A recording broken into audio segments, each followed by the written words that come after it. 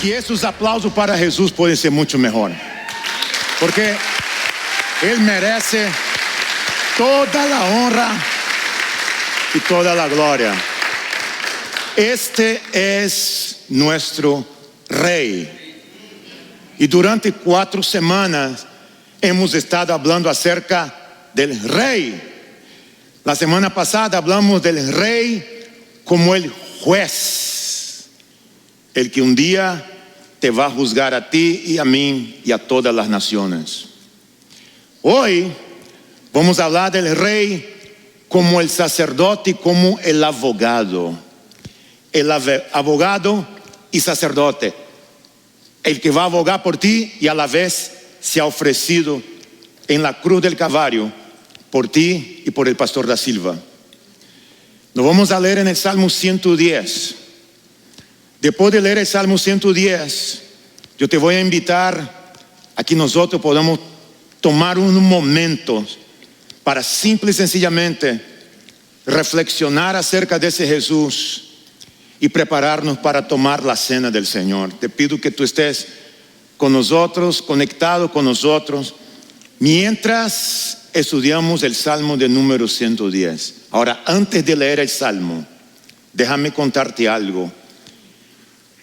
Y te suplico que cuando tú puedas, durante la semana, yo sé que tú tienes una agenda muy ocupada, pero en tu momento, cuando estés en tu casa por un momentico, podrías tú tomar tu Biblia o buscar en la internet Génesis capítulo 14. No voy a leer ahora, no vamos a leer aquí ahora, pero en tu casa Génesis 14, tomar un momento y leer todo el capítulo 14.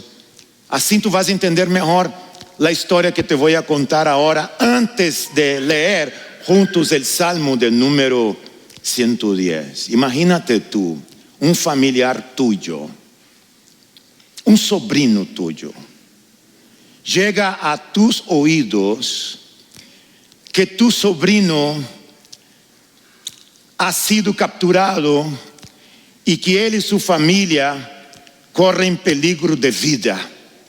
Llega a tus oídos, tú eres un guerrero, tú tienes hombres que pelean por ti, criados en casa, como familia, porque uno dice: hey, no te metas con mi familia. Y sobre todo nosotros que somos hispanos, ¿no? No te metas con mi familia, porque esa es otra historia, otro tema. Llega al oído de Abraham que su sobrino Lot había sido capturado y estaba en peligro. La Biblia dice que Abraham tomó 300 hombres entrenados en casa y fue al rescate de su sobrino, a la guerra. Hubo muerte, pelea. Abraham luchó en esa guerra y rescató a Lot a salvo.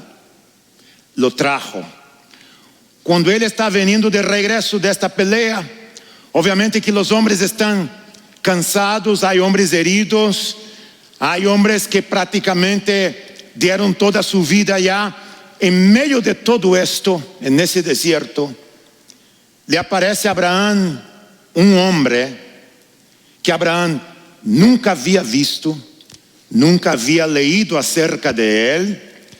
Es más, en la Biblia, en todo el Antiguo Testamento, no hay ningún registro genealógico acerca de él. Si tú estudias Génesis, tú vas a darte cuenta que la Biblia está llena de genealogía, como nosotros aquí. Sabemos de dónde venimos, sabemos nosotros la ciudad donde nacimos, el país que nacimos, quiénes son nuestros padres. Tenemos un árbol genealógico, pero ese personaje no tenía árbol genealógico.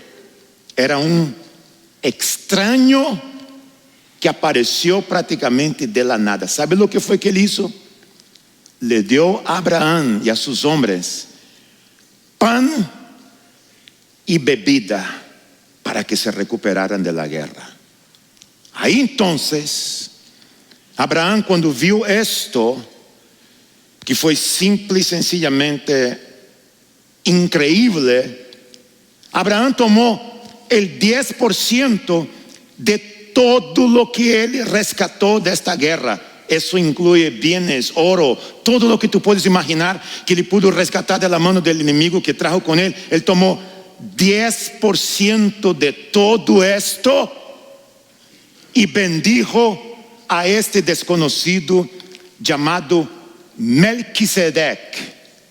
Melquisedec, que quiere decir rey de justicia. Y él era rey de una ciudad llamada Salem, la antigua Jerusalén, ciudad de paz. Cuando ocurre ese evento, el hombre desapareció. Desapareció.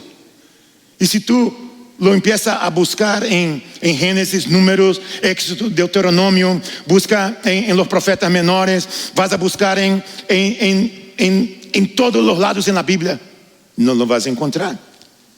Desapareció. Miles de años más tarde, el rey David va a ser coronado como un rey.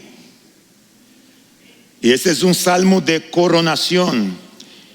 Es un salmo mesiánico a donde los judíos cantaban cuando iban a la guerra. Piénsalo conmigo por un momento. ¿Tú has visto esos partidos de rugby?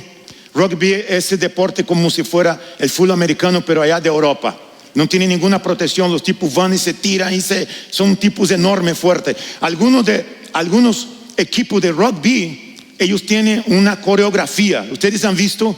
Son un monstruo esos hombres. Y empieza a cantar, a alentar a su gente. Y la gente, ellos cantan un cántico como si fuera un cántico de guerra, para dar aliento. Era costumbre en el pueblo de Israel, cuando el pueblo iba a la guerra, cantar cántico de guerra. Hay salmos de lamentaciones, como hemos estudiado. Hay salmos mesiánicos que hablan acerca del Mesías. Hay salmos de guerra, como es el salmo que vamos a leer. Por eso tú lees ese salmo y dices: aquí hay sangre derramada, aquí hay cabeza por todos los lados. ¿Por qué? Porque es guerra. Y el pueblo de Israel empieza a cantar al rey cántico de guerra. Este es como que si tú estuvieras pasando por una lucha, una prueba, una dificultad en tu vida. En vez de quejarte, de lamentarte, pobrecito de mí, ¿qué va a pasar conmigo? Empezarás a cantar cántico de guerra. Empezarás a alabar al Señor en medio de tus pruebas, de tu lucha, y levantarte y hacer con que las palabras de estas canciones fueran realmente parte de tu vida. Como cantamos hace poco: abriste el mar para que yo caminara. Tu amor tomó todo mi ser. Y por eso yo cantaré: soy hijo de Dios. Imagínate que en medio de tus luchas, de tus dolores, tú abrieras tu boca para decir: soy hijo de Dios. Soy hijo de Dios. Es difícil, pero yo voy a cruzar el mar. Es complicado, pero yo voy a seguir caminando. Yo le cantaré, porque yo ya no soy esclavo del temor. Tú haces tuya las palabras de la palabra de Dios a tu vida. Toma como posesión. El pueblo hacía esto. Entonces el pueblo empezó a cantar el salmo de número 110. Años y años y años después, que el Melquisedec, el desconocido, apareció y desapareció como sacerdote. Melquisedec, el sacerdote. Ahora, ustedes que estudian la Biblia saben que cuando la Biblia habla del sacerdote, el sacerdote en el Antiguo Testamento era el hombre que representaba el pueblo delante de Dios. El sacerdote cuidaba de la vida espiritual del pueblo. El sacerdote era el que hacía los sacrificios de incienso, sacrificios de animales, y presentaba ese sacrificio, los quemaba en el altar para que fuera aprobado por Dios o desaprobado. El sacerdote tenía que elegir, escoger el mejor animal, sin mancha. El sacerdote abogaba por el pueblo. Había algo que en el Antiguo Testamento es conocido como el tabernáculo. Y ese tabernáculo tenía una área que es el patio. El patio sería como que el pueblo viene y se queda en nuestro parqueo allá afuera. El pueblo está en el parqueo reunido, no puede entrar en el templo porque el templo es un lugar sagrado. Están allá afuera, hay varios altares allá afuera, el pueblo está en el patio. El sacerdote va allá afuera, habla con el pueblo, toma el animal y él entra en el otro lugar que es llamado del lugar santo. Hay otros muebles, diferentes altares en el lugar santo. El sacerdote tiene que hacer toda una liturgia. Pero después del sacerdote hay un otro que tiene un otro rango más elevado, que es el sumo sacerdote. Entonces el sumo sacerdote únicamente una vez por año, él salía del lugar santo y entraba pasando por una cortina al lugar santo de los santos, conocido como el lugar santísimo, una vez al año. Y en el lugar santísimo, el sumo sacerdote ofrecía sacrificios a Dios, quemaba incienso, el humo subía como olor suave y agradable a Dios, y luego hacía el sacrificio del cordero para que el pueblo pudiera ver. Eso eran sumo sacerdote y sacerdote abogando. Ellos eran intercesores, eran intermediarios entre el pueblo y Dios. Venía de la tribu de Leví. Y Melquisedec, el sacerdote que apareció y desapareció en el Salmo de número 110, cuando el rey David va a ser coronado, cuando el pueblo está cantando, se menciona a Melquisedec. Sin historia, sin genealogía, sin saber nada acerca de él.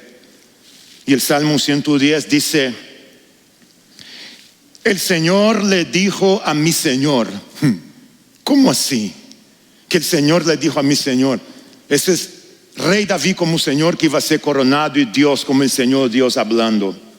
Siéntate en el lugar de honor a mi derecha hasta que humille a tus enemigos y los ponga por debajo de tus pies.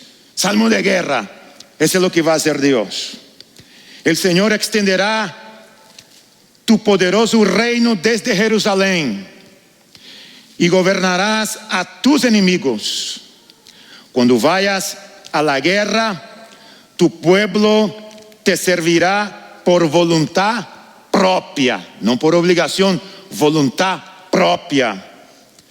Estás envuelto en vestiduras santas y tu fuerza se renovará cada día como el rocío de la mañana. Ahí viene. El Señor ha hecho un juramento y no romperá su promesa. Tú eres, hablando a David, aunque David no era un sacerdote, pero técnicamente sí lo era. Tú eres sacerdote para siempre. No te olvides esa expresión. Sacerdote para siempre, según el orden de Melquisedec. Ahí está Melquisedec. El Señor está a tu lado, a tu derecha, para protegerte. Derribará a muchos reyes cuando estalle su enojo. Castigará a las naciones y llenará de cadáveres, ese es olor a muerte, sus territorios. Destrozará cabeza por toda la tierra, pero él se refrescará en los arroyos, junto al camino saldrá vencedor. Palabra de Dios. Y ese es un salmo mesiánico, ese es un salmo para cada uno de nosotros que estamos aquí. Porque cada uno de nosotros que estamos aquí En el mundo que nosotros vivimos, luchamos todos los días. Algunos de ustedes están luchando en contra de sus vicios, de sus adicciones. Algunos de ustedes están luchando fuertemente para ser libres de las ataduras de su pasado y no han podido. Algunos de ustedes están luchando con sus crisis en sus relaciones. Otros están luchando con sus hijos en algún nivel, en alguna situación. Otros están luchando con esa famosa crisis económica que ha afectado a muchos de nosotros que están aquí. De una manera u otra, todos nosotros, todos los días en nuestra vida, estamos luchando. ¿Qué hacemos en frente a estas luchas? ¿Qué hacemos en frente a estas pruebas del día a día? Tiramos la toalla, dejamos de cantar, nos apartamos de Dios, nos quejamos, le decimos a Dios que es por culpa de Él, que no hace nada, que solo mira y no hace absolutamente nada con nosotros. ¿Qué es lo que tú y yo podemos hacer frente a todo esto cuando miramos Melquisedec, el hombre que apareció y desapareció, que vuelve a aparecer en el Salmo 110, cantado en el día de la coronación y un salmo de guerra mesiánico? Jesús es nuestro sacerdote para siempre, no te olvides de eso. Jesús es nuestro sacerdote para siempre. Por lo tanto, nos rendiremos a Él como nuestro Rey. Si tú quieres tomar nota, escríbelo.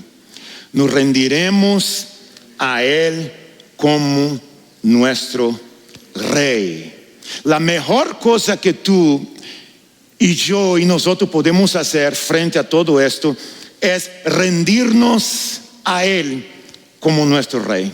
Algunos de esos hombres que acabamos de leer aquí no se rindieron, fueron destrozados. Algunos de ellos se opusieron y tuvieron que pagar con su vida, pero varios se rindieron frente al ejército del Rey. Se rindieron. Cuando te rindes a Dios, no a la vida, cuando te rindes a Dios, tú estás diciendo: Dios, tú gobiernas. Cuando te rindes, tú estás diciendo: tú eres el Dios de lo imposible. Cuando te rindes, tú estás diciendo: no soy nadie. Cuando te rindes, tú levantas al Rey y tú disminuyes. Cuando te rindes, estás disminuyéndote y Dios, en la persona de Jesús, está creciendo. Cuando te rindes, tú dices: yo solo puedo hacer lo posible, pero tú eres el Dios de lo imposible. Entonces, iglesia, tu trabajo y mi trabajo no es hacer las cosas imposibles.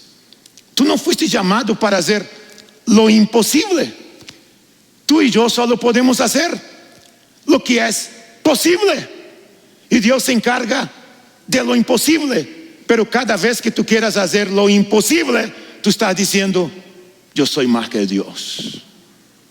Tú estás diciendo: yo puedo. Pero cuando tú te rindes, tú estás diciendo: ¿quién soy yo para ir en contra de los designios de Jehová?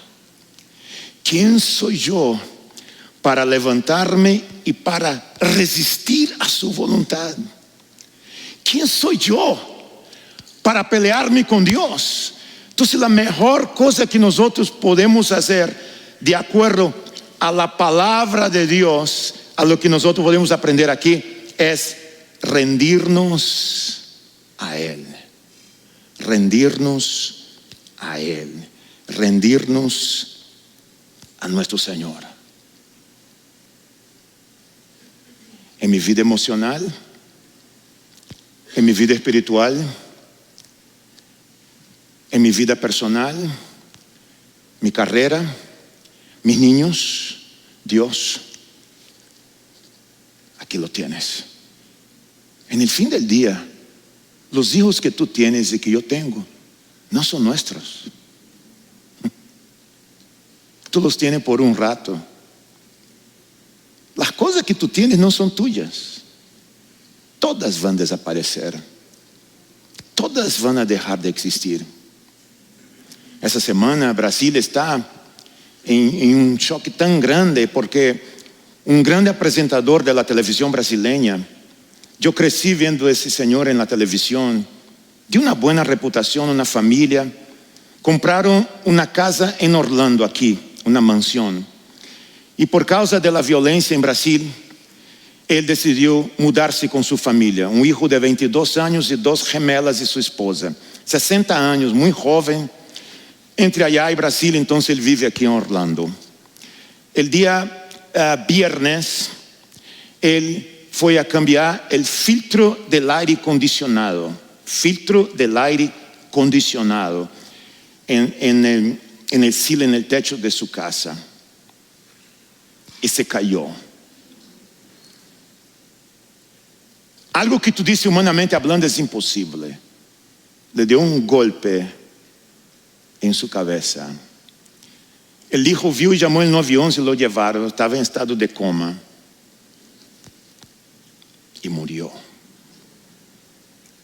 Salió de Brasil por causa de la violencia y murió cambiando un filtro de aire acondicionado. Tú dices, ¿cómo es posible? Así es la vida. Hoy tú estás, mañana tú no estás. Y todo lo que tienes se queda. Por eso, que lo más bello, lo más grande que tú puedes hacer mientras tú estás aquí, en esos momentos difíciles, rinde a Dios tu matrimonio, rinde a Dios tu soltería, rinde a Dios tus emociones, rinde a Dios tu carrera, rinde a Dios tus hijos, rinde a Dios tu futuro y deja que Él sea el rey de todo esto. Que Él pueda gobernar, porque Jesús es nuestro sacerdote para siempre. Lo necesitamos como nuestro abogado. Lo necesitamos como nuestro abogado, lo necesitamos como nuestro rey, pero también como nuestro abogado. El abogado es la persona que intercede por nosotros, como el sacerdote.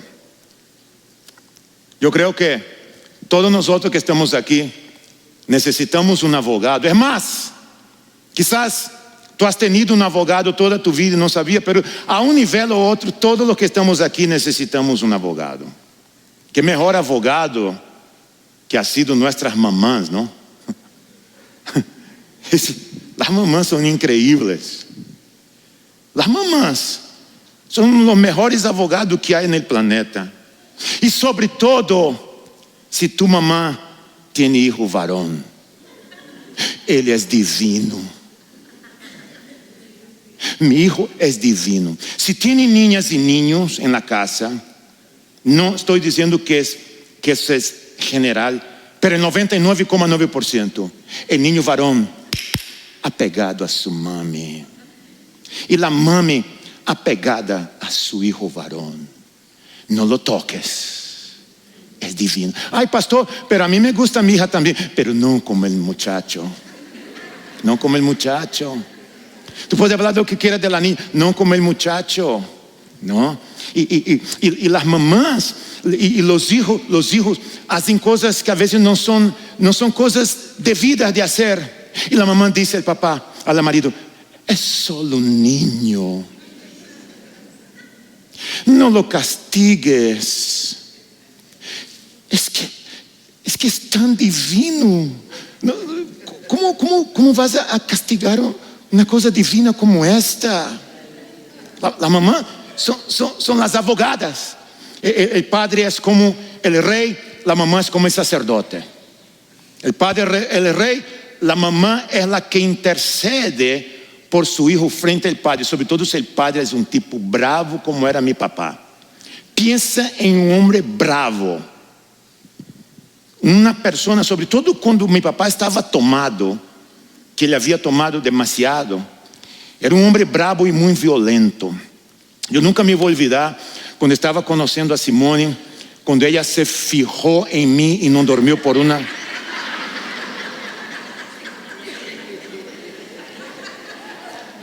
Quando ela não dormiu por uma semana pensando em mim.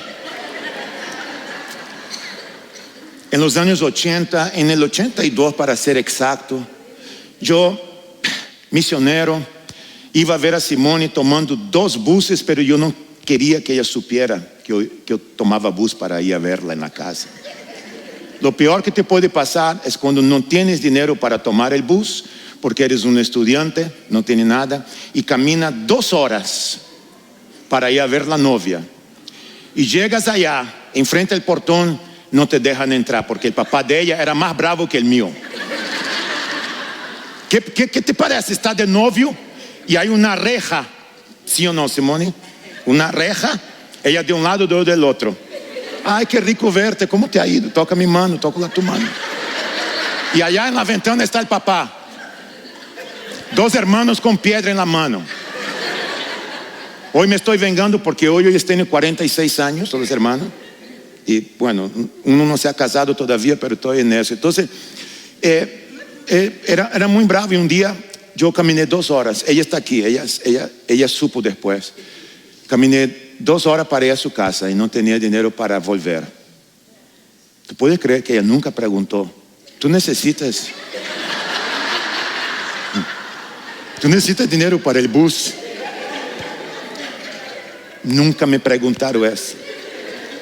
Medianoche, caminé por 2 horas hasta mi casa. 2 de ida y 2 de regreso, sin tener un centavo. Pero vino un día que yo dije, yo voy a impresionar a esa muchacha.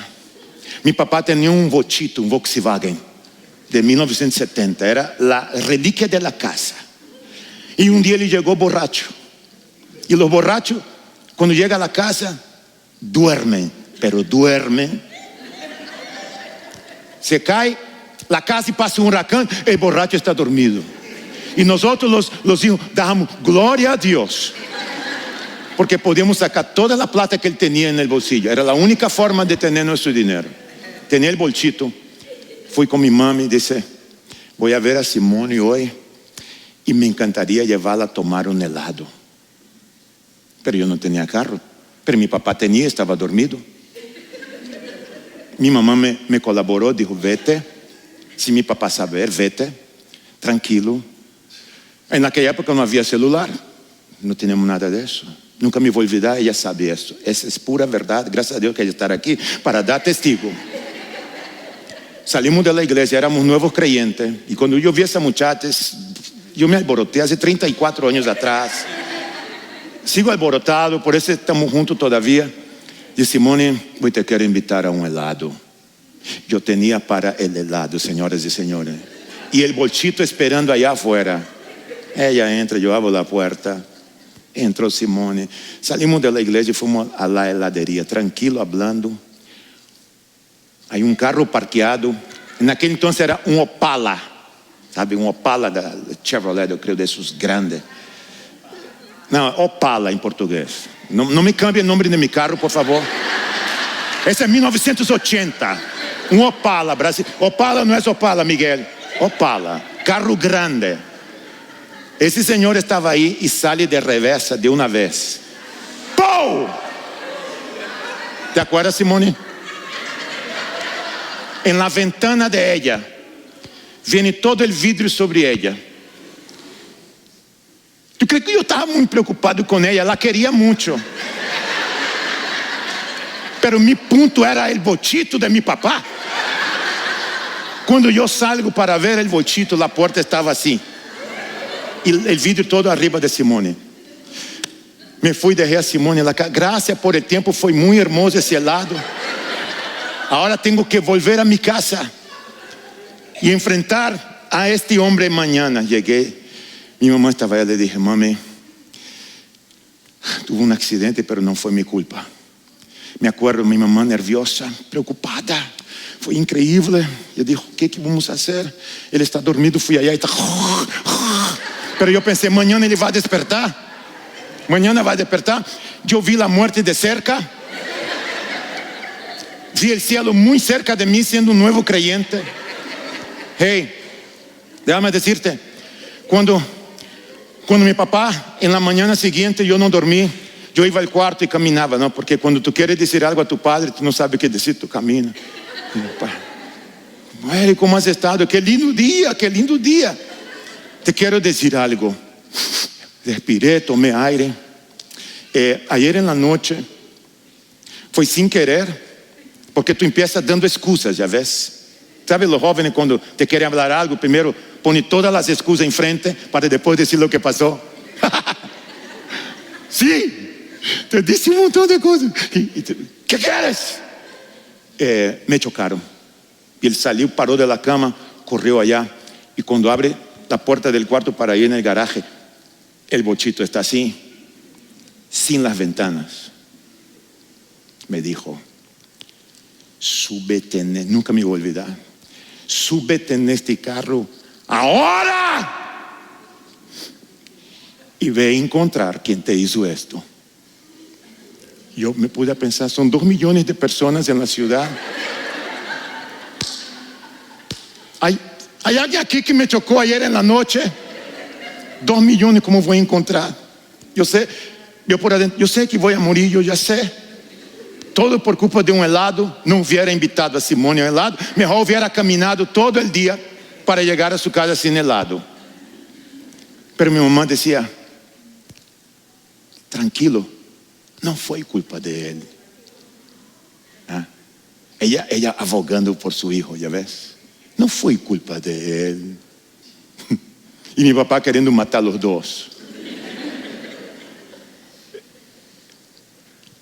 Cuando tú entregas tu vida a Jesucristo, Él pasa a ser tu intercesor.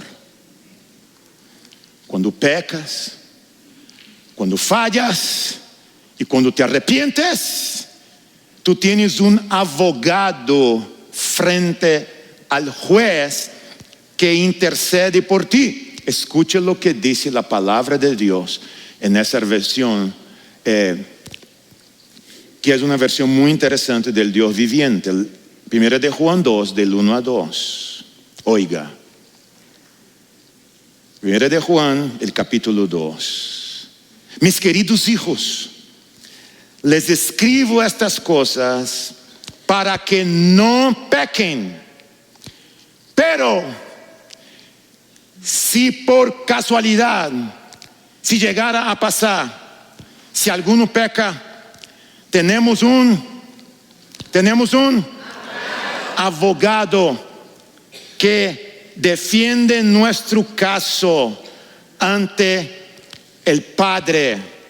Es Jesucristo, que es verdaderamente justo, él mismo que es el sacrificio que pagó por nuestros pecados, y no solo los nuestros, sino también de todo el mundo. Ahora, mi mamá solo defendía a sus hijos. Mi mamá no iba allá a la esquina a defender a mis amigos de sus papás. Jesucristo, como abogado, solo defiende los casos de los hijos de Dios.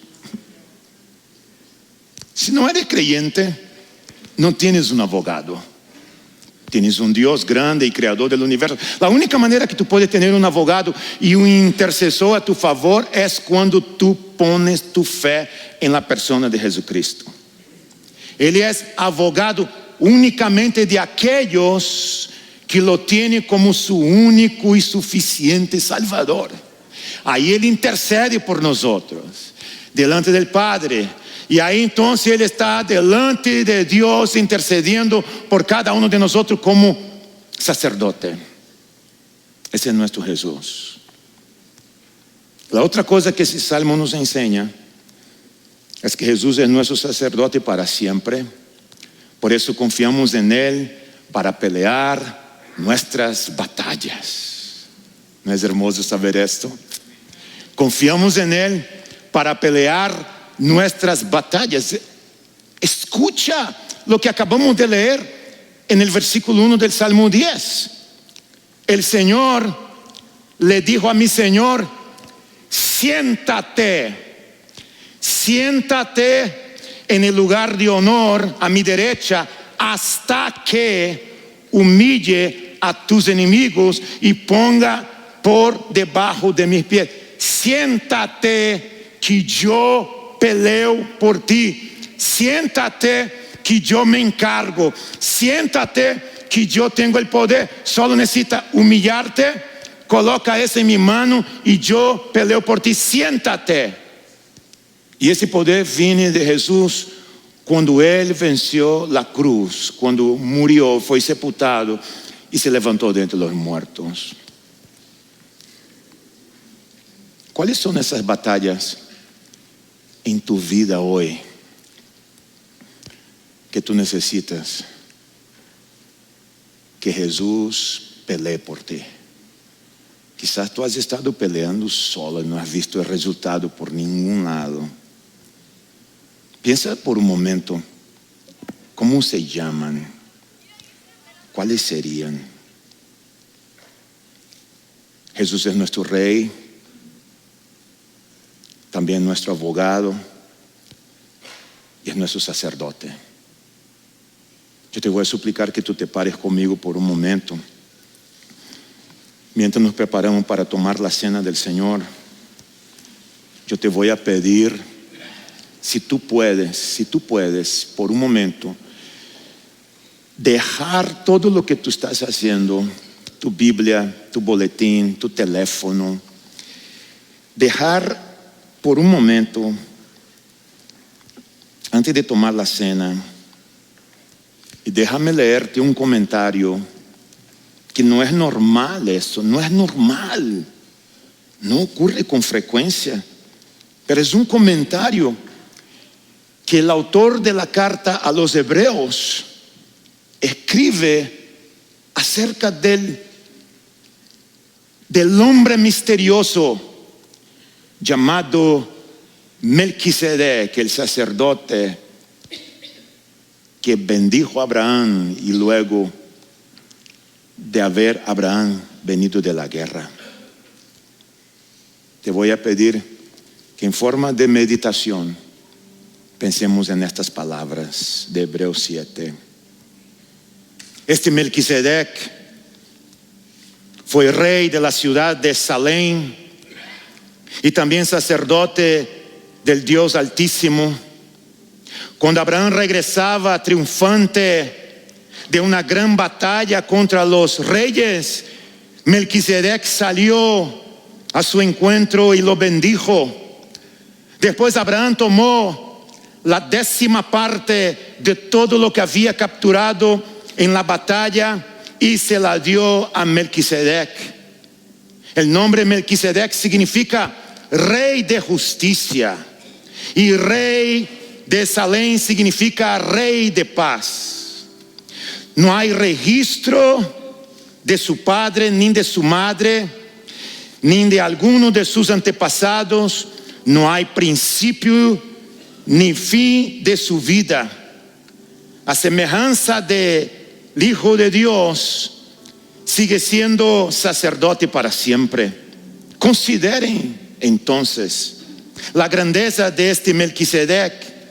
Incluso Abraham, el gran patriarca de Israel, reconoció esto al entregar la 10ª parte de lo que había capturado en la batalla. Ahora bien, la ley de Moisés exigía que los sacerdotes que son descendientes de Leví le cobraran el diezmo al resto del pueblo de Israel, quien también son descendientes de Abraham. Sin embargo, Melquisedec, que no era descendiente de Leví, recibió de Abraham la 10ª parte. Y Melquisedec bendijo a Abraham, quien ya había recibido las promesas de Dios.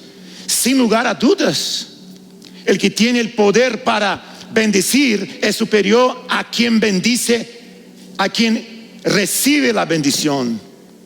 Los sacerdotes que reciben los diezmos son hombres que mueren. Así que Melquisedec es superior a ellos porque se nos dice que sigue viviendo. El versículo 15 dice: ese cambio resulta aún más evidente, ya que ha surgido un sacerdote diferente, quien es como Melquisedec. Jesús llegó a ser sacerdote, no por cumplir con la ley del requisito físico de pertenecer a la tribu de Leví, sino por el poder de una vida que no puede ser destruida. El salmista en el Salmo 110 lo señaló cuando profetizó: tú eres sacerdote para siempre según el orden de Melquisedec. Así que el antiguo requisito del sacerdocio quedó anulado por ser débil e inútil, pues la ley nunca perfeccionó nada. Pero ahora confiamos en una mejor esperanza por la cual nos acercamos a Dios. Este nuevo sistema se estableció mediante el juramento solemne. Los descendientes de Aarón llegaron a ser sacerdotes sin un juramento. Y en el versículo 25 dice: por eso, hablando de Jesús, puede salvar una vez para siempre a los que vienen a Dios por medio de Él, quien vive para siempre a fin de interceder con Dios a favor de Él. Él, Jesús, es la clase de sumo sacerdote que necesitamos, porque es santo, no tiene culpa ni mancha de pecado. Él ha sido apartado de los pecadores y se le ha dado el lugar de lo más alto honor en el cielo. A diferencia de los demás sumos sacerdotes, no tiene necesidad de ofrecer sacrificios cada día. Ellos los ofrecían primero por sus propios pecados y luego por los del pueblo. Sin embargo, Jesús lo hizo una vez y para siempre, cuando se ofreció a sí mismo como sacrificio por el pecado del pueblo. Los sacerdotes tomaban el cordero, lo degollaban, sacaban la sangre y salpicaban sobre el pueblo.